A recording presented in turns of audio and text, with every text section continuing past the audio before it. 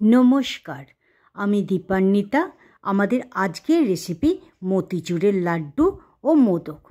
এটি বানানোর জন্য আমি একটা বোল নিয়ে তার উপরে একটা ছাঁকনি বসিয়ে 3 কাপ মেজারিং কাপে 3 কাপ মেপে বেসন আমি নিয়ে নিলাম ছেঁকে নেবার জন্য, যাতে তার মধ্যে কোনো রকম ডেলা না থাকে। ভালোভাবে আমি ছেঁকে নিয়েছিলাম সেগুলিকে। ছেঁকে নেবার পরে তাতে 2 কাপ জল দিয়ে অল্প অল্প করে জল দেবেন আর মিশ্রণটিকে মাখতে থাকবেন। একদম শক্ত কিছু হবে না, এটা নরম লিকুইড মিশ্রণ তৈরি হবে।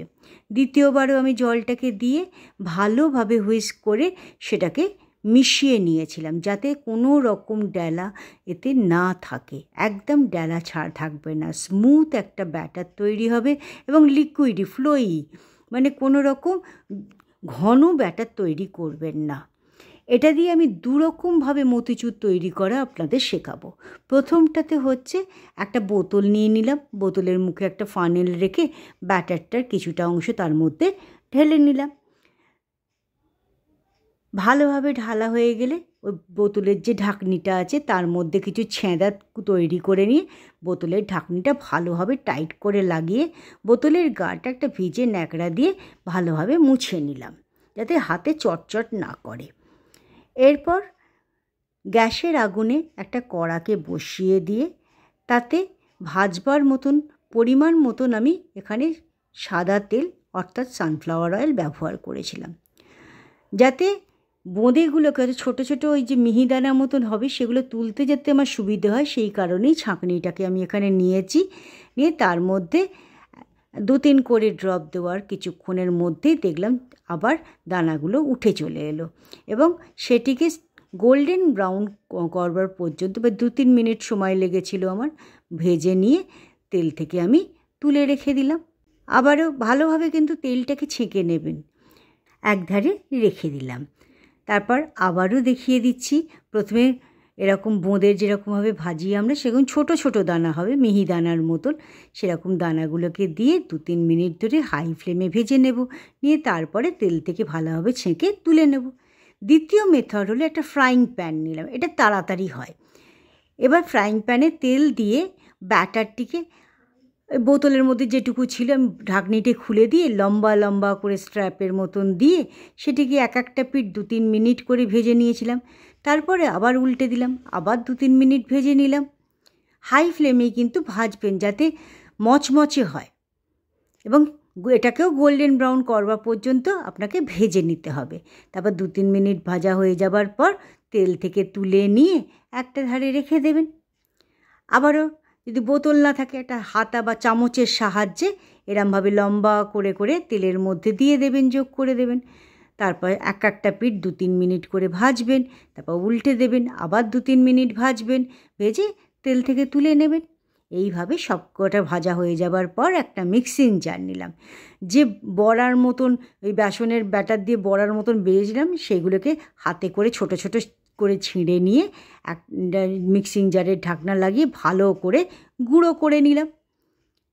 এইভাবে সব কটিকে অল্প অল্প দিয়ে দিয়ে পুরো ওই গুঁড়োটা তৈরি হয়ে গেল আমাদের। এরপর রসের সিরাপটি বানাবার জন্য গ্যাসের আগুনে একটা কড়া বসিয়ে দিলাম। তাতে 200 গ্রাম চিনি আমি এখানে যোগ করেছিলাম এবং তার সাথে দিলাম 1 কাপ জল। সেটিকে 3 থেকে 5 মিনিট ধরে ভালোভাবে ক্রমাগত নাড়াচাড়া করে যতক্ষণ না চিনিটা গলে যাচ্ছে ততক্ষণ পর্যন্ত আপনাকে নাড়াচাড়া করতে হবে। এরপর যখন পুরোপুরি চিনিটা গলে গেল এবং বড় বড় বাবলস চলে এলো, তখন আমি এখানে 1 পিঞ্চ স্যাফরন কালার বা লাল বা অরেঞ্জ ফুড কালার আমি এখানে যোগ করেছিলাম। তার সাথে দিয়েছিলাম 1 টিস্পুন এলাচ পাউডার দিয়ে আবারও ভালোভাবে সেটিকে নাড়াচাড়া করে নিলাম। এরপর দিলাম 1 টেবিল স্পুন ঘি।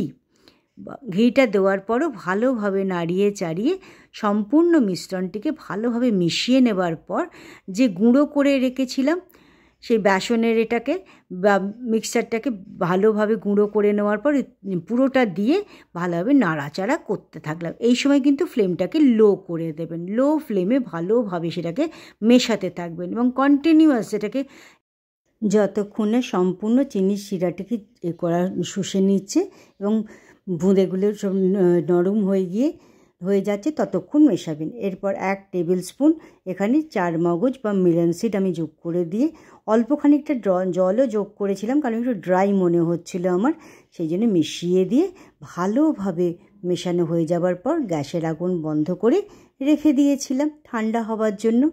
নাড়িয়ে চাড়িয়ে ঠান্ডাও করে নিচ্ছিলাম। আমাদের মতিচুরটি তৈরি হয়ে গেল। সেই মতিচুর দিয়ে আমি এখানে কিছু মোদকের আকার দিয়ে নিয়েছিলাম। মোদকের আকারগুলির জন্য আমার একটা মোল্ড ছিল বলে আমি ভালোভাবে দিতে পেরেছিলাম। আর যদি সেটা না থাকে তাহলে হাতে করে একদম লাড্ডু পাকিয়ে রেখে দেবেন। এইভাবে আমি মতিচুরের মোদক বানিয়ে নিয়েছিলাম এবং মতিচুরের লাড্ডুও আমার তৈরি করা হয়ে গেছিল। আজকে মিষ্টি বানানোর রেসিপিটি কেমন লাগলো তা অবশ্যই জানাবেন। ধন্যবাদ।